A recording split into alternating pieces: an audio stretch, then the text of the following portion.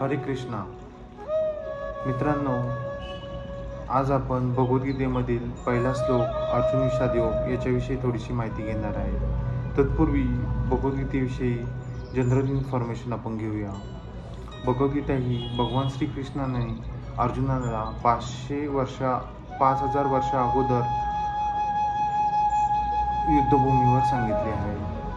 तर ह्या भगवद्गीतेमध्ये एकूण 700 श्लोक आहेत आणि हे श्लोक भगवान श्रीकृष्णाने अर्जुनाला सांगितले आहे. तर भगवद्गीता ही नेमकी कुणासाठी आहे?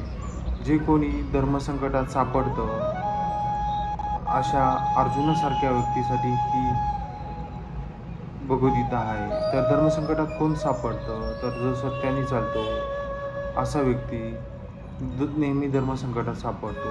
जो असत्याने चालतो तो कधीच धर्मसंकटात सापडत नाही, कारण तो त्याचा चॉईस जी आहे त्याची आपण जी बोलतो ती इझिली त्याला मिळत असते. त्यानंतर भगवद्गीता हा असा ग्रंथ आहे, हे एक प्रकारचं तुमचं मॅन्युअल आहे लाईफचं. लाईफ कशी जगावी हे भगवद्गीता शिकवते. भगवद्गीता कधी वाचावी? मी नेहमी सांगतो, भगवद्गीता वयाच्या सुरुवातीलाच वाचावी, जेणेकरून त्याचं ॲप्लिकेशन तुम्हाला लाईफमध्ये पूर्णतः करता आलं पाहिजे. जशी सुकलेली फुले भगवंताला निषिद्ध असतात, तसेच टवटवीत फुले भगवंताला आवडतात. त्याप्रमाणे आयुष्याच्या सुरुवातीला ज्या आपण शालेय वयामध्येच भगवद्गीता वाचावी. तर आपण पहिलं पाहणार आहे पहिला अध्याय अर्जुन विषाद योग. अर्जुन विषाद योगमध्ये जे काही बोलले आहे ते अर्जुनाने भगवंताला प्रश्न विचारले आहे. पहिला श्लोक जो आहे धृतराष्ट्राने संजयला विचारला आहे, धर्मक्षेत्रे कुरुक्षेत्रे जे युद्ध सुरू आहे त्याच्यामध्ये काय काय चाललं आहे ते मला सांग. तर संजय, की ज्याला दिव्यदृष्टी प्राप्त झालेली असते आणि ह्या दिव्यदृष्टीच्यामुळे जी काही भगवद्गीता भगवंतांनी श्रीकृष्णाने जी काही अर्जुनाला सांगितले आहे ती भगवद्गीता धृतराष्ट्राला माहिती पडली आणि आपल्याला माहिती पडली.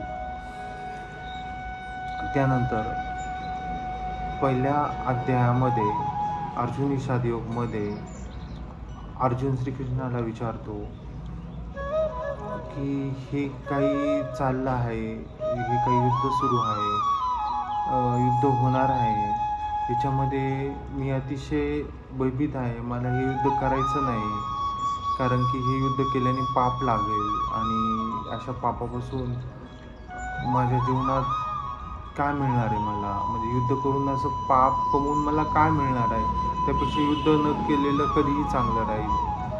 असा प्रश्न मित्रांनो नेमकी कुणाला पडतो माहिती आहे तुम्हाला?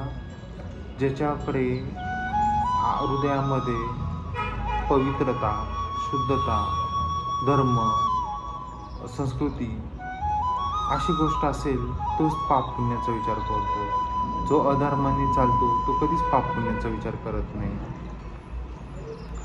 तर श्रीकृष्णाने पहिल्या अध्यायात एकही श्लोक बोललेला नाही, पहिला ऐकून घेतलेला आहे. यावरून आपल्याला एक गोष्ट समजते, कधीही कुणाचंही उत्तर देताना, कधीही कुणालाही उत्तर देताना पहिले त्याचं म्हणणं पूर्णतः ऐकून घेणं गरजेचं आहे.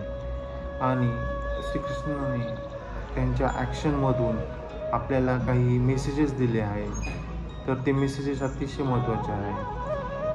जो कौरवांना झालेला घमंड असतो की सगळे रथी महारथी त्यांच्या बाजूने असतात, आणि जो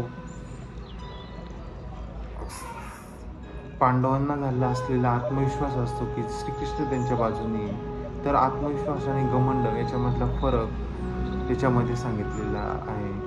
आत्मविश्वास म्हणजे काय? तर मी श्रेष्ठ आहे हा झाला आत्मविश्वास, आणि केवळ मी आणि मीच श्रेष्ठ आहे हा झाला घमंड, अहंकार. माणसामध्ये आत्मविश्वास असावा पण अहंकार नसावा. त्यानंतर श्रीकृष्णाने अर्जुनाच्या रथाचं सारथीत पण केलं होतं, आणि तो रथ जो होता त्या रथाला दोन्ही सैन्याच्या मध्यभागी आणलं होतं.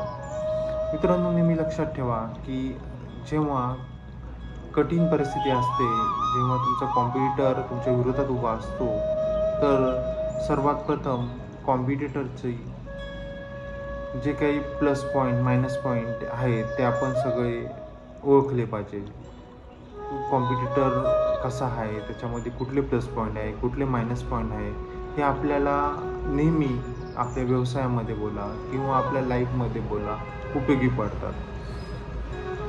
तर याच्यावरून मला एक वाक्य आठवतं. सचिन तेंडुलकर नेहमी बोलतात की मी माझ्या कॉम्पिटिटरला, विरोधी टीमला कधीच माझे निगेटिव्ह पॉईंट दाखवत नसायचं, कधीच त्यांना निगेटिव्ह पॉईंट कळून देत नसायचं.